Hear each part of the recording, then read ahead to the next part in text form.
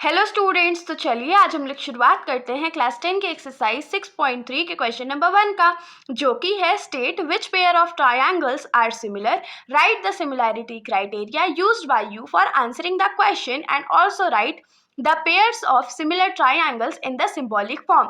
तो इस क्वेश्चन में हम लोगों को क्या बोला गया है, हम लोगों को बोला गया है कि नीचे जो पेयर ऑफ ट्रायंगल्स हम लोगों को दिए जाएंगे वो हम लोगों को बताना है कि वो सिमिलर है या नहीं है, और अगर वो सिमिलर हैं तो किस क्राइटेरिया को यूज करके हम लोग बता सकते हैं कि वो सिमिलर है, वो भी हम लोग को लिखना है। और उसके बाद सिंबॉलिक रिप्रेजेंटेशन के थ्रू हम लोगों को ट्रायंगल सिमिलर है ये भी लिख करके दिखाना है। क्वेश्चन बहुत सिंपल है। सिमिलैरिटी क्राइटेरिया जो था वो हमने पिछली वीडियो में भी पढ़ा है, तो आप लोग जाकर के प्लेलिस्ट में वीडियो जरूर देखिएगा। बाकी अब हम लोग आते हैं इस क्वेश्चन के फर्स्ट पार्ट पर। तो देखिए, इस क्वेश्चन का जो फर्स्ट पार्ट है उसमें हम लोगों को दो ट्रायंगल्स गिवन है, ट्रायंगल ABC और ट्रायंगल PQR।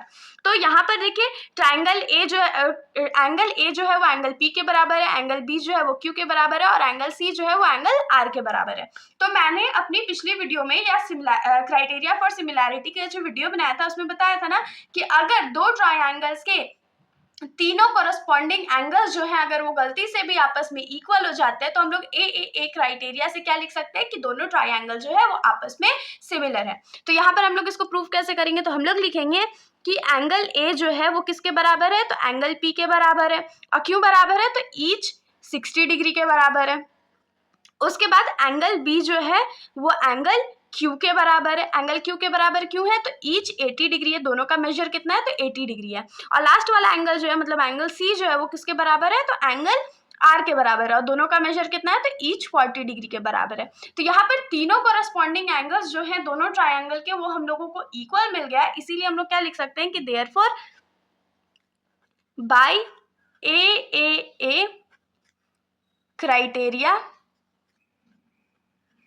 ट्रायंगल। अब क्योंकि सिंबल्स में लिखना है तो हम लोग इसको कैसे लिखेंगे, ट्रायंगल ABC। हम लोगों को हमेशा याद रखना है कि कॉरस्पॉन्डिंग एंगल्स का नाम साथ में लिखा जाए। जैसे एंगल ABC जो है वो किसके कॉरस्पॉन्डिंग होगा, तो एंगल A किसके बराबर था, तो P हो जाएगा, B किसके बराबर था, तो Q हो जाएगा, और C किसके बराबर था, तो R हो जाएगा। तो हमारा यहाँ से क्या मिल गया कि ट्रायंगल ABC जो है वो किसके सिमिलर है, तो ट्रायंगल PQR के। अब हम लोग आ जाते हैं इस क्वेश्चन के सेकेंड पार्ट पर। तो इस क्वेश्चन का जो सेकंड पार्ट है उसमें हम लोगों को दो ट्रायंगल्स गिवन है, ट्रायंगल ABC और ट्रायंगल PQR। तो अब देखिए, यहाँ पर हम लोगों को एंगल्स तो कोई भी गिवन नहीं है कि कौन सा एंगल कितना डिग्री है, तो हम लोग इसको एंगल के क्राइटेरिया के हिसाब से तो बिल्कुल भी सॉल्व नहीं कर सकते हैं। तो हम लोग इसमें क्या यूज कर सकते हैं, SSS प्रॉपर्टी यूज कर सकते हैं। मतलब तीनों साइड अगर जो कॉरस्पॉन्डिंग साइड का जो रेशियो है वो इक्वल हो गया तो हम लोग बोल सकते हैं कि ये दोनों ट्रायंगल्स जो है वो आपस में सिमिलर है। तो देखिए, सबसे पहले हम लोग साइड AB पे आते हैं। तो साइड AB जो है वो 2 है, 2 यूनिट्स है, क्योंकि कोई यूनिट तो हम लोग को गिवन नहीं तो हम लोग 2 यूनिट उसको अज्यूम करते हैं। ये 2 है, और अगर हम लोग इससे एक रेशियो निकाले तो QR निकाल सकते हैं ना। देखिए, QR का रेशियो निकाल सकते हैं, तो हम लोग क्या लिखेंगे, AB बाई QR जो है वो किसके बराबर हो जाएगा, तो 2/4। इसको कट करेंगे तो ये किसके बराबर हो जाएगा, 1/2। इसका रेशियो आ गया। फिर देखिए, 2.5 और 5 रिलेटेड होता है ना, डबल होता है 2.5 का 5, तो हम लोग इसको क्या लिख सकते हैं कि BC बाई PR कितना हो जाएगा, तो 2.5/5। इसका रेशियो भी 1/2 आ गया, तो 1/2 लिख लिया। अब थर्ड साइड क्या था, AC और PQ। तो यहाँ पर क्या हो जाएगा, AC बाई PQ का जो रेशियो है वो कितना हो जाएगा, तो AC का वैल्यू 3 था, PQ का 6। इसको कट करेंगे तो 1/2। तो यहाँ पर रेशियो क्या आ गया, 1/2। अब देखिए, दोनों ट्रायंगल्स के तीनों साइड का जो रेशियो है वो इक्वल है ना, 1/2 1/2 1/2। तो देयरफॉर बाय SSS क्राइटेरिया हम लोग क्या लिख सकते हैं कि ट्रायंगल ABC जो है वो दूसरे वाले ट्रायंगल के सिमिलर है। लेकिन दूसरा वाला जो ट्रायंगल है उसके साथ हम लोग को क्या करना पड़ेगा, तो थोड़ा सा नेम्स के साथ चेंजेस करना पड़ेगा। तो आप कैसे करेंगे देखिएगा।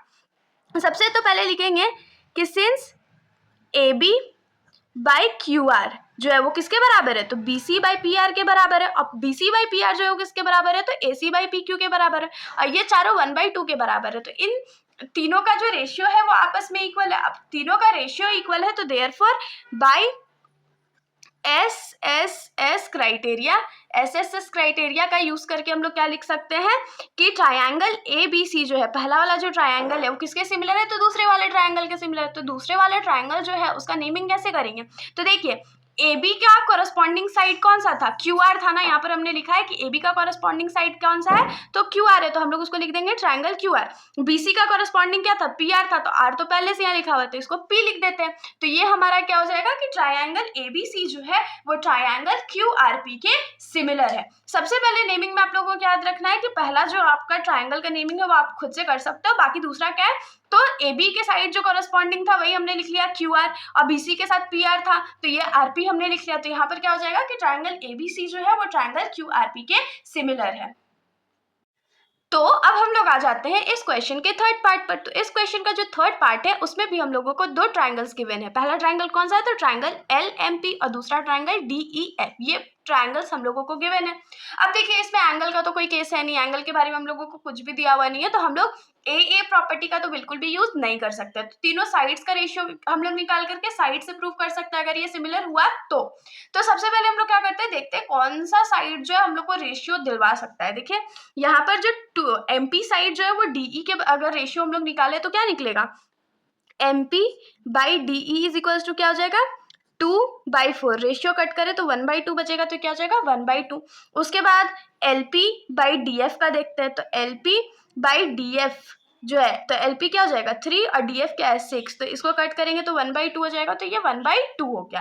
अब एलएम साइड का देख सकते हैं डीई के साथ, सॉरी एलएम साइड का जो है उसके किसके साथ देख सकते हैं, तो ईएफ के साथ देख सकते हैं। तो एलएम बाई ईएफ, तो एलएम बाई ईएफ क्या हो जाएगा 2.7/5। अगर हम लोग इसको थोड़ा सा सॉल्व करें तो ये क्या हो जाएगा 27/50। तो इन दोनों का तो रेशियो सेम है, लेकिन थर्ड वाले साइड का रेशियो तो सेम नहीं है। तो हम लोग यहाँ पर क्या लिखेंगे कि सिंस एमपी बाई डीई जो है वो एलपी बाई डीएफ के तो बराबर है, लेकिन ये दोनों किसके बराबर नहीं है, तो एलएम बाई ईएफ के बराबर नहीं है। तो हम लोग जानते हैं कि अगर दो ट्राइंगल्स में तीनों साइड्स का रेशियो इक्वल है तभी वो सिमिलर होता है, वरना वो सिमिलर नहीं होता है। तो हम लोग क्या लिख सकते हैं, therefore triangle L M P and triangle D E F are not similar. तो यहाँ से हम लोगों को क्या पता चल गया कि ये वाला जो ट्रायंगल है दोनों वो आपस में सिमिलर नहीं है। होप सो आप लोगों को सॉल्यूशन समझ में आया होगा। इसके बाद के जो 3 पार्ट के क्वेश्चन है हम लोग नेक्स्ट वीडियो में कवर करेंगे। तब तक के लिए अगर आप लोगों को कोई भी डाउट हो तो आप लोग कमेंट सेक्शन में पूछ सकते हो, वरना अगर आप लोगों को वीडियो अच्छा लगा तो वीडियो को लाइक करिएगा, मेरे चैनल को बिना सब्सक्राइब करे कहीं मत जाइएगा। Thank you.